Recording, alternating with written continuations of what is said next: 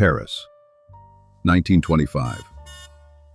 The City of Light is shining brightly, but its most famous symbol is beginning to rust. Built to be temporary, the Eiffel Tower survived all controversies.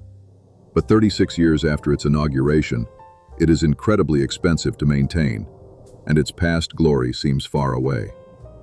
Amid the city's hustle and bustle, a small rumor begins to circulate in the press. A simple article, speculating on the inevitable, the dismantling of the Iron Lady. For most Parisians, it's just coffee talk. But for one man, it's the opportunity of a lifetime. That man was Count Victor Lustig, a multifaceted character who spoke 5 languages and was a master in the art of reading human nature. He was no ordinary thief.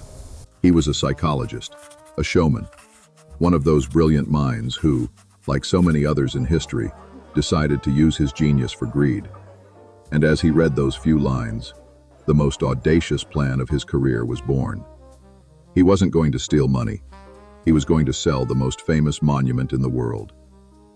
The first step of Lustig's plan was to create legitimacy for himself. He forged documents and a fake business card bearing the name Deputy Director General of the Ministry of Posts and Telegraphs. Then he chose his stage, a suite in one of the most beautiful hotels in the world, the Crillon, the perfect setting to discuss a matter of state.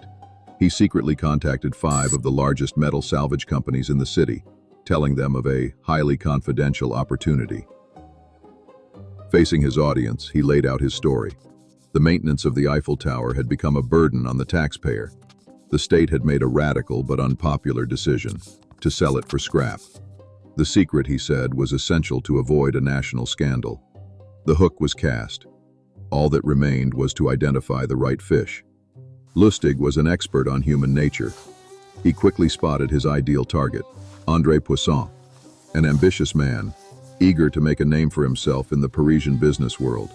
A few days later, Poisson was still the most interested, but also the most suspicious. One last push was needed to tip him over the edge. And that's when Lustig's genius struck. Complaining about his meager civil servant salary, Lustig confessed that the final choice would depend on a little something extra. He wasn't asking for a price, he was asking for a bribe. And then the paradox of the scam unfolds. For a businessman accustomed to backroom deals, this corruption wasn't a red flag. It was proof that the deal was real. The trap had just sprung shut.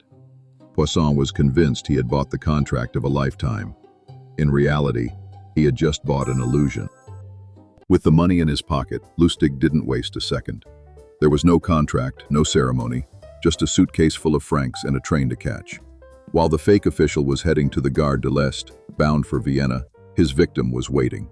André Poisson waited for a call from the ministry, an official document, a sign, but silence was his only answer. The days turned into weeks, humiliated at being so easily duped.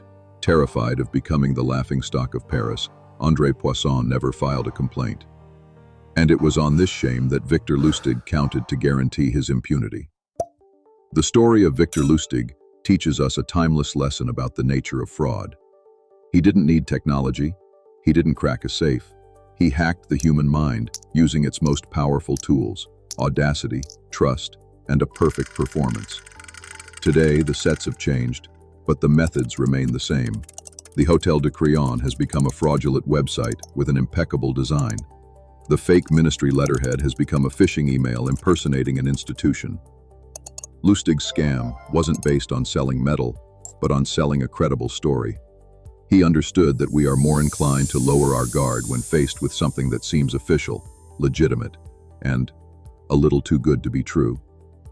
The greatest protection against the Victor Lustigs of yesterday and today remains the same: a critical mind, and remembering that the uniform, whether made of fabric or pixels, never makes the man. And to discover another incredible story, click the video on the screen. Don't forget to subscribe so you never miss a thing.